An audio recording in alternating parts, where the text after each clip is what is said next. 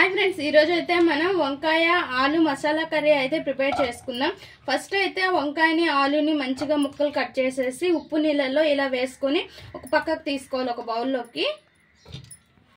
ఇందులో పచ్చిమిర్చి అండ్ కొత్తిమీర అల్లం వెల్లుల్లి పేస్ట్ అప్పుడే దంచుకునేది వేసుకోండి బాగుంటుంది।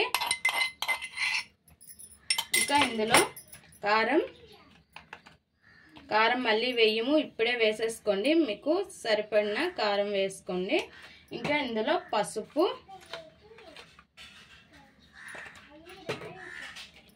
అండ్ ధనియా పౌడర్ గరం మసాలా కావాలంటే వేసుకోండి లేదంటే స్కిప్ చేసేసేయండి। ఉప్పు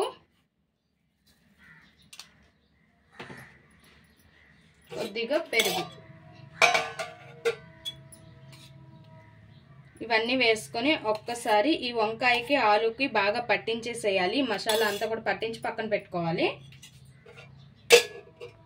పైన ఇంకా కుక్కర్ పెట్టుకొని అందులో ఆయిల్ వేసిన ఆయిల్ మరిగాక మనం పోపులు వేసుకొని ఆనియన్ అండ్ కరివేపాకు వేసి మంచిగా ఫ్రై అవ్వాలి। ఆనియన్ అనేది బాగా ఫ్రై చేసుకోవాలి। బాగా ఫ్రై అయింది కదా ఇప్పుడు టమాటో వేసుకోవాలి। టమాటో పెద్దదైతే ఒకటి చిన్నవైతే రెండు వేసుకోండి।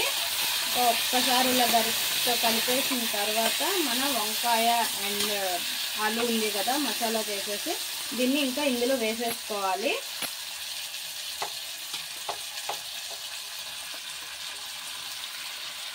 మొత్తం ఇందులో వేసేసుకోవాలి।